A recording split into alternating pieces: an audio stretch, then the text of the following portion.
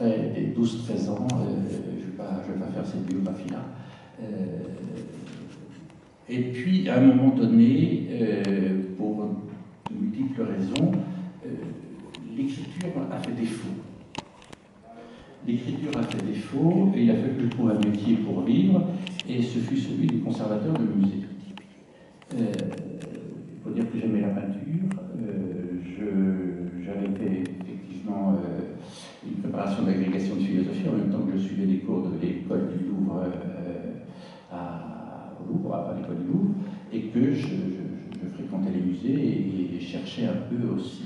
Mais je n'étais pas du monde des musées, donc la chance d'être devenu conservateur de musée est liée à cette volonté nationale de créer des concours permettant à des gens qui ne sont pas tout à fait du sérail, présentant le concours et étant reçus, d'intégrer cette filière-là.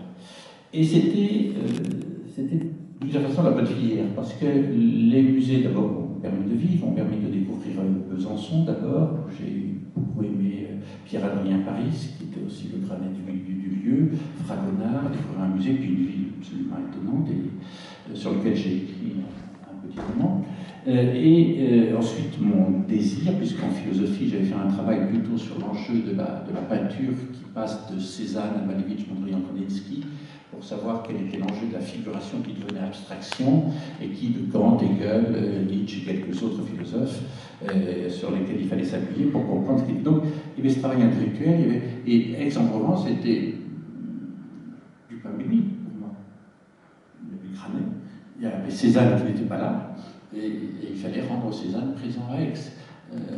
Marie-Pierre, c'est une volonté que j'ai, dès mes premiers temps aixois, eu la volonté de faire aboutir. C'était un très bon travail. Et en même temps, parce qu'on va revenir tout de suite à ce travail littéraire, j'ai repris goût à l'écriture, alors par le biais, beaucoup, de catalogues, de conférences à écrire, d'articles, de présentations, de lecture aussi, et donc j'avais eu le temps aussi de beaucoup lire. La page que je viens de lire de Rome, d'une certaine façon, de ce roman, si je la relis, c'est non pays, c'est Proust aussi. Je veux dire, c'est Stendhal. Chateaubriand m'a beaucoup aussi nourri de réflexions, de voyages.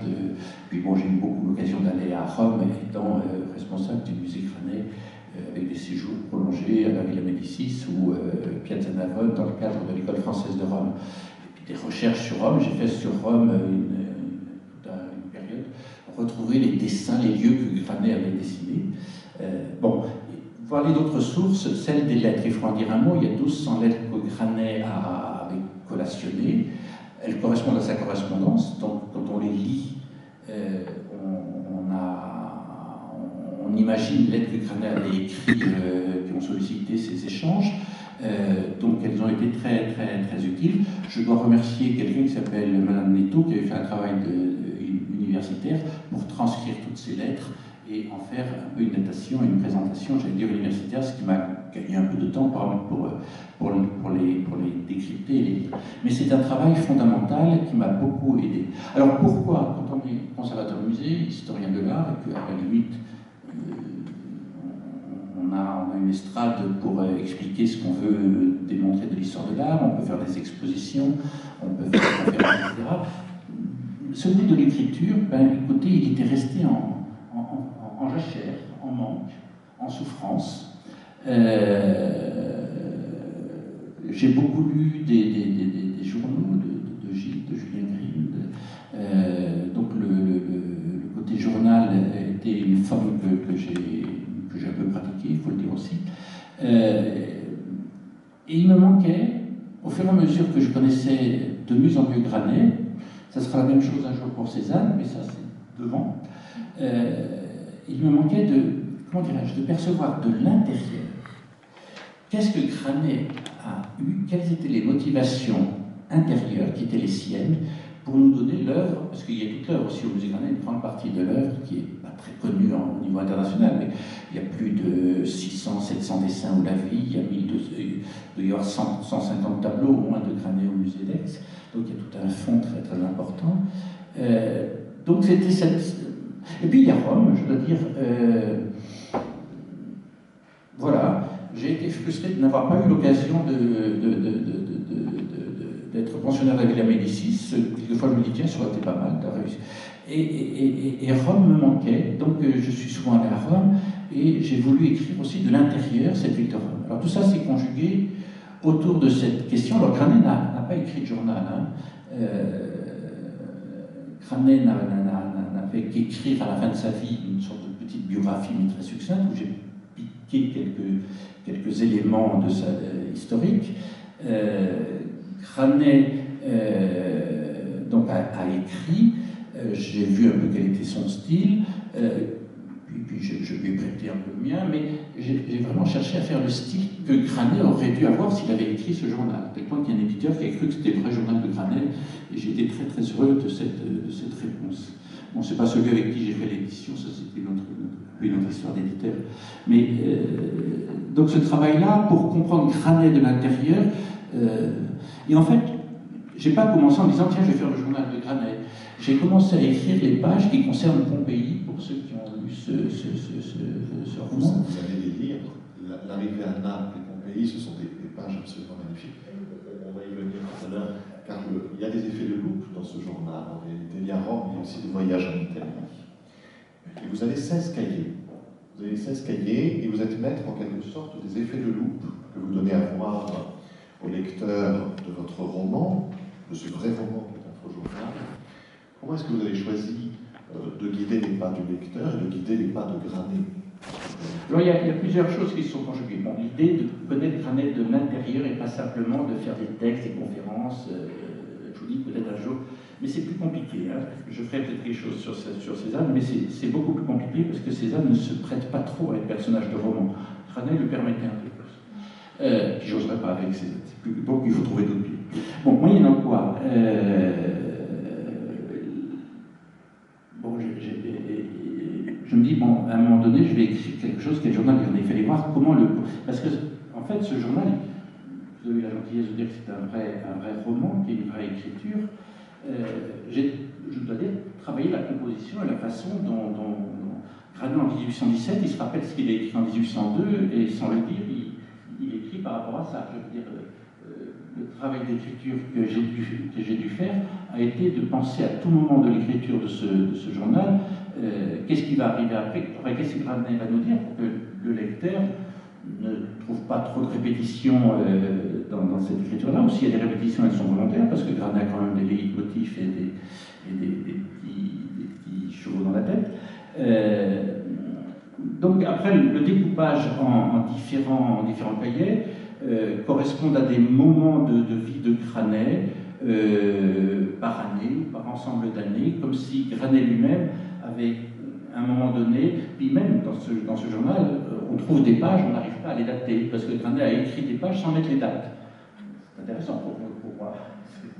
Donc il a fallu que je fasse un peu ce travail il y a même un moment, quand il est à Assise, Granet prend conscience qu'il ne faut plus de chronologie. On sort du temps. Il y a un moment éternel qui se passe quand il fait le tableau de l'invention des reliques de Saint-François à Assise en 1820.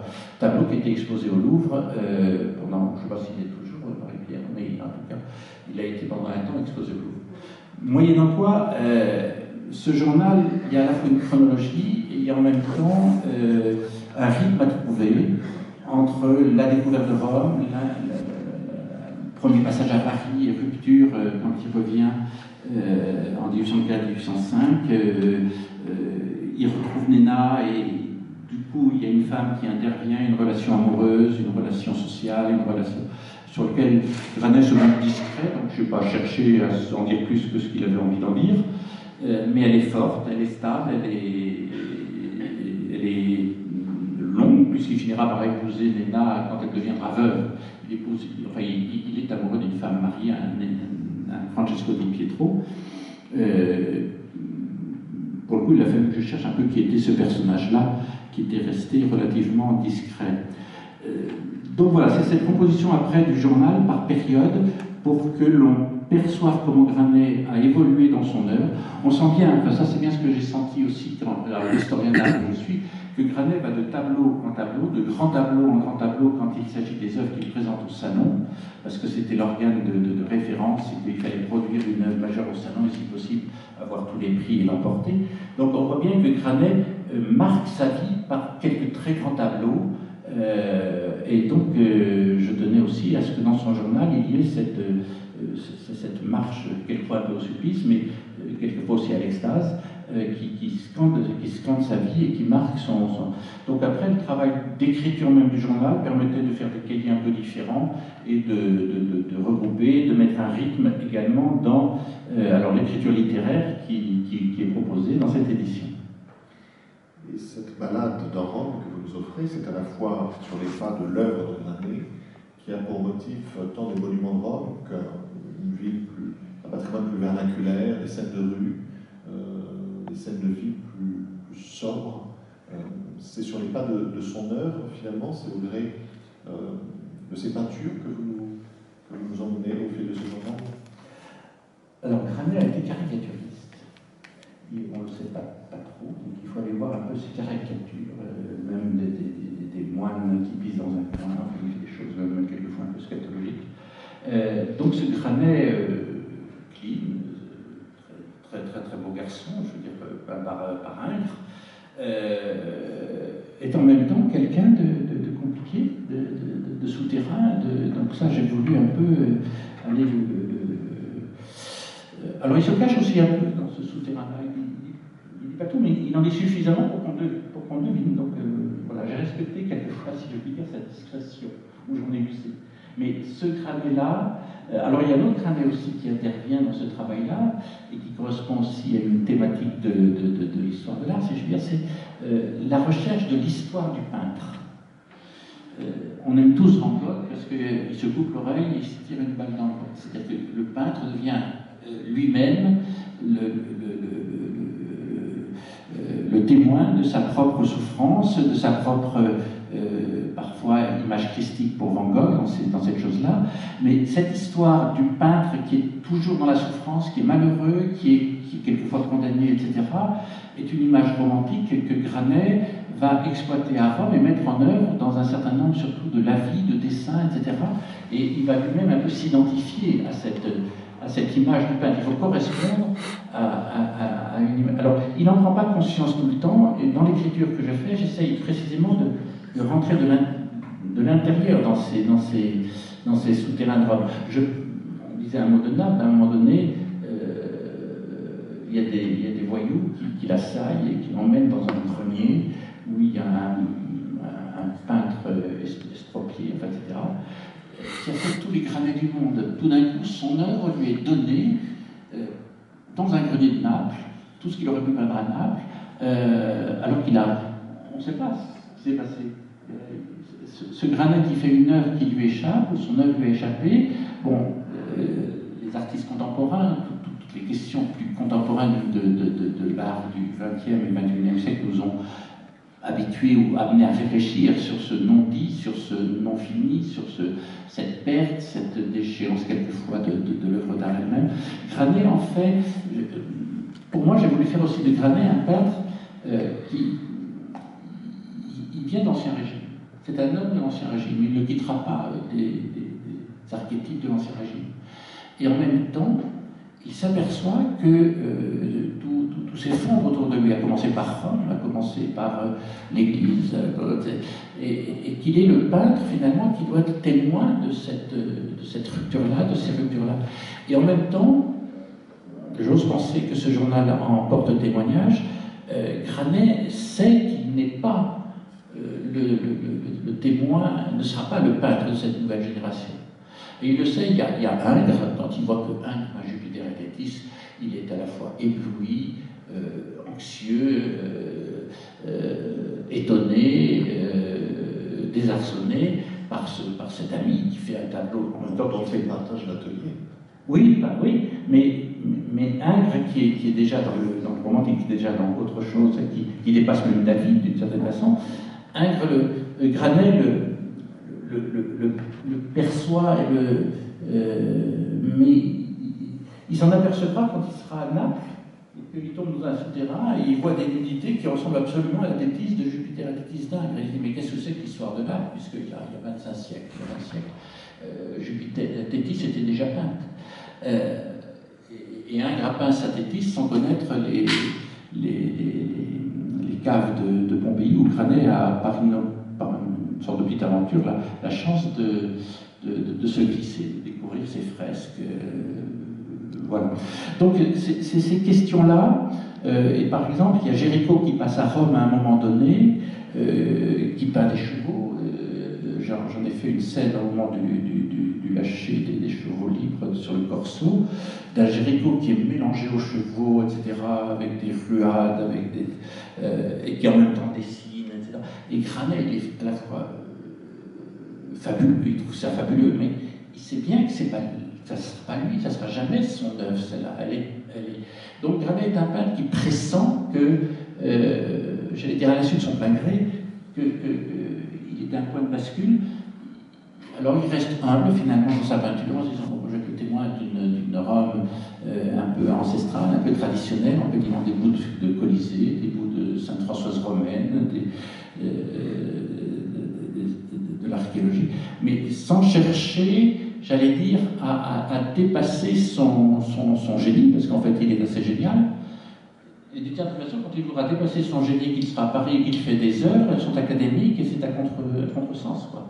Donc Granet, il est excellent quand il est à son insu à Rome à faire cette...